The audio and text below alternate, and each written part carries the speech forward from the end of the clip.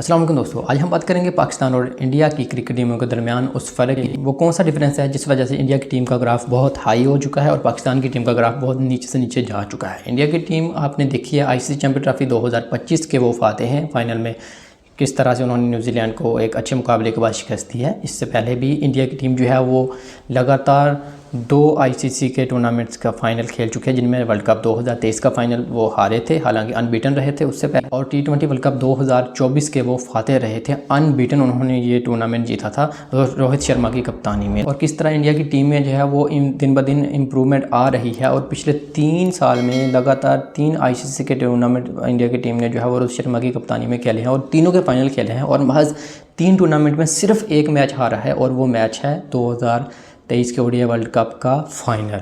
अगर वो ना हारते तो लगातार 3 आईसीसी के टूर्नामेंट जीतने वाली इंडिया की टीम बन जाती थी। तो ऐसा क्या मुआवजना है कि पाकिस्तान की टीम क्यों नीचे है और इंडिया की टीम क्यों ऊपर है? इसकी सबसे बड़ी वजह जो है, जो दोस्तों मैं कुछ पॉइंट्स रेज करूंगा कि क्या फिटनेस, उसके बाद टीम सिलेक्शन और कोचेज़ और कप्तान का कंसिस्टेंट ना रहना, ये 3 आज पॉइंट हैं, इसके ऊपर बात करेंगे। सबसे पहले फिटनेस आपने देखी है इंडिया के प्लेयर्स की जो है बॉडी लैंग्वेज और उनका माइंडसेट की भी बात होती है कि क्या पॉजिटिव होता है। आपको हमेशा प्रेजेंट में रहना होता है, ना कि आपको माजी में जाना है और ना ही आपको फ्यूचर का सोचना है। आपको हमेशा पॉजिटिव होकर जो है वो सिर्फ प्रेजेंट में रहना है और जो गेम हो रही है सिर्फ उसके मतलब सोचना है, आगे पीछे नहीं सोचना है। इस वजह से आप डिस्टर्ब नहीं होंगे, आपका फोकस गेम के ऊपर होगा।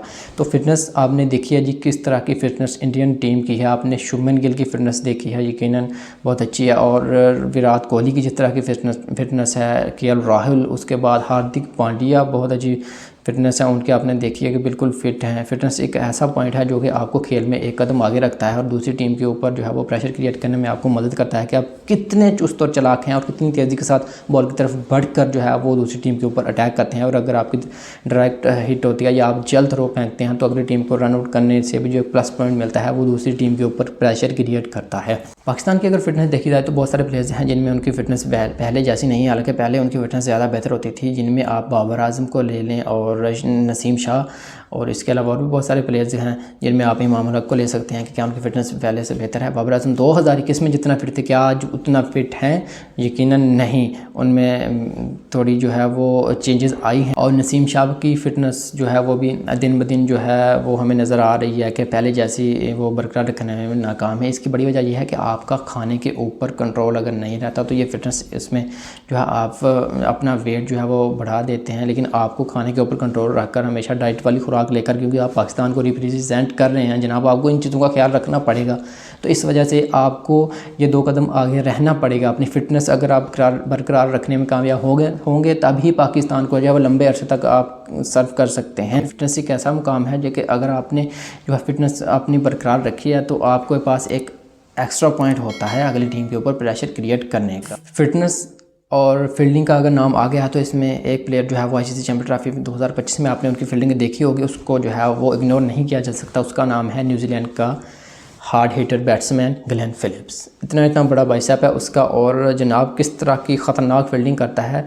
और रिजवान की जो शॉट के ऊपर उसने जो 1 हैंडेड डाइव करके कैच पकड़ा था, अनबिलीवेबल था। उसके बाद जो ग्रुप स्टेज में मैच हुआ था इंडिया और न्यूजीलैंड के दरमियान, तो तब भी ग्लेन फिलिप्स ने विराट कोहली की शॉट के ऊपर एक अनबिलीवेबल कैच पकड़ा था। और अब आईसीसी चैंपियन ट्रॉफी 2025 के फाइनल में दुबई में जो खेला गया, वहाँ पर भी शुभमन गिल की शॉट के ऊपर जिस तरह ग्लेन फिलिप्स ने कैच पकड़ा, वो अपनी मिसाल आप है।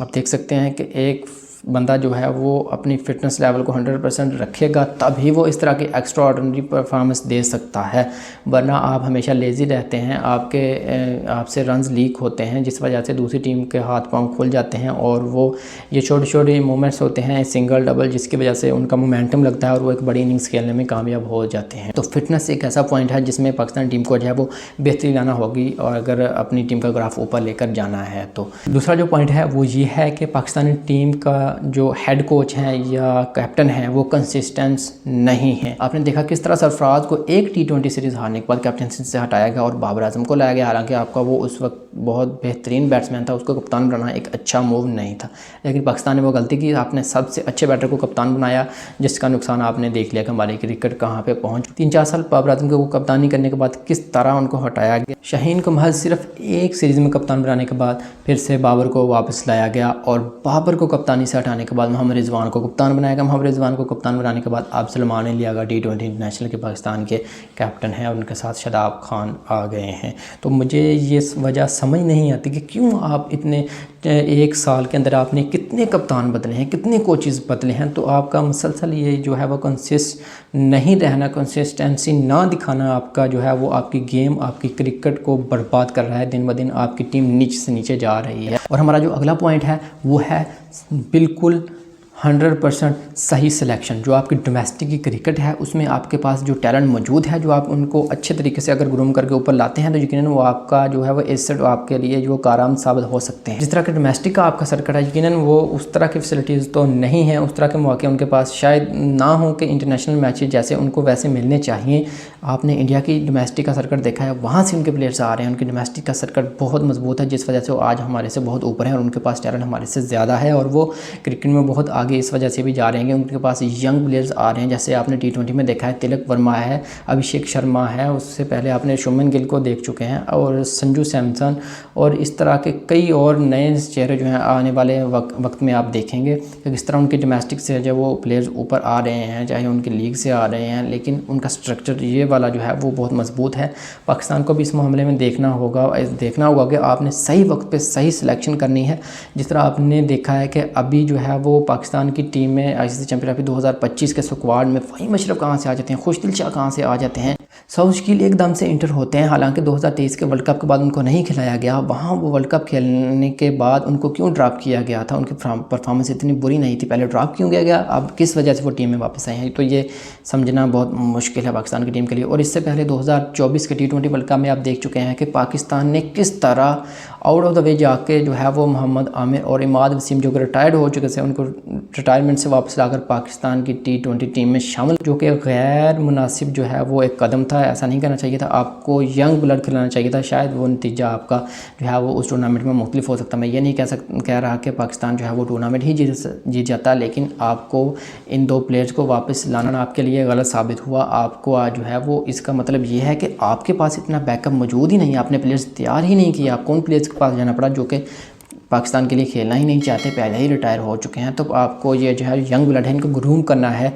जो भी नया टैलेंट आ रहा है इनको ग्रूम करके ऊपर लाना है ताकि पाकिस्तान के लिए कारआमद जो है वो परफॉर्मेंस दे सकें, पाकिस्तानी टीम का ग्राफ जो है वो ऊपर जा सके, मज़ीद बेहतरी आ सके। इंडिया की टीम आपने देखी है दोस्तों, उनका क्या माइंडसेट है, कितने वो सेटिस्फाई हैं अपने परफॉर्मेंस से और बिल्कुल काम कूल और कितने अच्छे तरीके से वो क्रिकेट खेल रहे हैं, चाहे वो यंग हों या सीनियर प्लेयर्स हों, दोनों का कॉम्बिनेशन आपने देखा है कि वो किस तरह से अपनी टीम को लेकर जा रहे हैं। यकीनन गौतम गंभीर का उनकी जीत में बहुत बड़ा हाथ है, जिस तरह से वो प्लानिंग करते हैं उनकी टीम में उनका बहुत अहम रोल है। और रोहित शर्मा का भी बहुत रोल है, किस तरह से वो कैप्टनसी करते हैं और किस तरह आपने देखा कि रोहित शर्मा का जो स्मार्ट कैप्टनसी है वो फाइनल में जो है कुलदीप को जो है वो अटैक करने के लिए लेके आए और उसने आकर 2 quick back to back wickets दी, जिसकी वजह से मोमेंटम न्यूजीलैंड के पल्ले से निकलकर जो है वो इंडिया की तरफ जो है वो जाना शुरू हो गया था और वहाँ से इंडिया की टीम ने मोमेंटम पकड़ा था और उनको कम स्कोर के ऊपर जो है वो काबू किया था और फिर चेज़ करने में उनको आसानी हुई थी। तो ये कुछ डिफरेंस हैं, चाहे डोमेस्टिक क्रिकेट में आपका टैलेंट हो, उनको आपने ग्रूम करके ऊपर लाना है, उनकी सिलेक्शन सही करनी है, आपके प्लेयर्स की फ़िटनेस अच्छी होनी चाहिए, आपके जो हेड कोच हो चाहे कैप्टन हो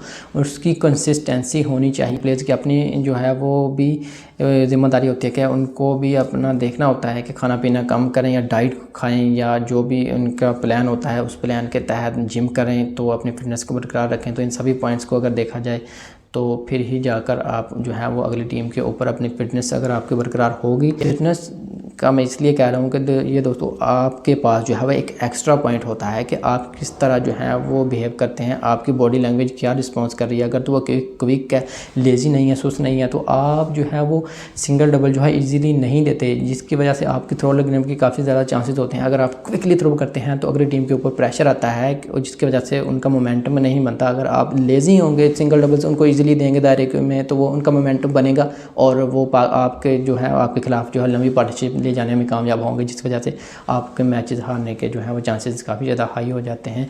आपको मैच में जो है लेज़ी नहीं होना और एकदम से हाजिर दिमाग रहना है, प्रेजेंट में रहना है। तो ये कुछ पॉइंट्स हैं जिसकी वजह से अगर इन पर अमल किया जाए तो पाकिस्तान की टीम का ग्राफ ऊपर जा सकता है। तो मेरी तरफ से इतना ही। आपने अपनी राय का इजहार कमेंट की सूरत में ज़रूर करना है। जाने से पहले मेरी वीडियो को लाइक, सब्सक्राइब और शेयर ज़रूर करना है ताकि हमारी भी हौसला अफजाई होती रहे। मिलते हैं नेक्स्ट वीडियो में। अल्लाह हाफिज़।